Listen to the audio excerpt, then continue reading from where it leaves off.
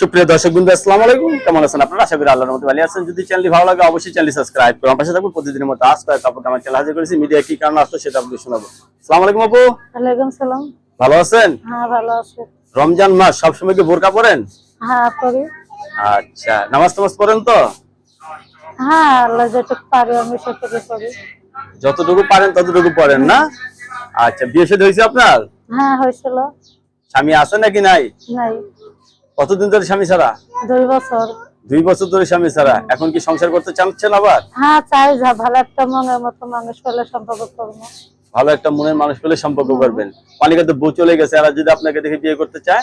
হ্যাঁ, সে যদি আমার পুরো বাসা দিয়ে রাখতে পারে। রাজি আছেন নাকি? হ্যাঁ। ছেলে মেয়ে আছে আপনার? আমার এক মেয়ে। স্বামীর সাথে ডিভোর্স হয়েছে তো? সব ক্লিয়ার।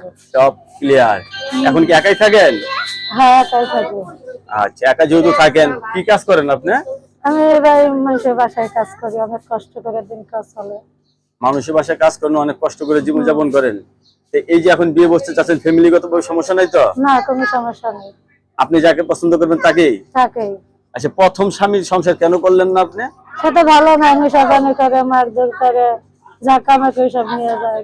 যা কামাই করে সব মানে নষ্ট করে ফেলায়। বাংলা ভাষাতে একটা কথা আছে, দুষ্ট গরু থেকে শূন্য গোয়াল অনেক ভালো। আমার মনে হয় এখনই ভালো আছেন। হ্যাঁ, আমি ভালো আছি। হঠাৎ করে আবার বিয়ে বসার চিন্তা মাথায় আসলো কেন? আমি কি করবো, বাচ্চা জন্য অনেক কষ্ট করতেছে, দিন চলতেছে না। দিন চলতেছে না, না। এর জন্য নতুন করে সংসার করতে চাচ্ছেন? হ্যাঁ। দর্শক, আপুর কথাগুলো অত্যন্ত সুন্দর লাগলো। আপু, আপনার কাছে ধন্যবাদ আমার চ্যানেল সময়ের জন্য। পরবর্তী একটি মেয়ের ভিডিওর জন্য অবশ্যই অপেক্ষা করবেন।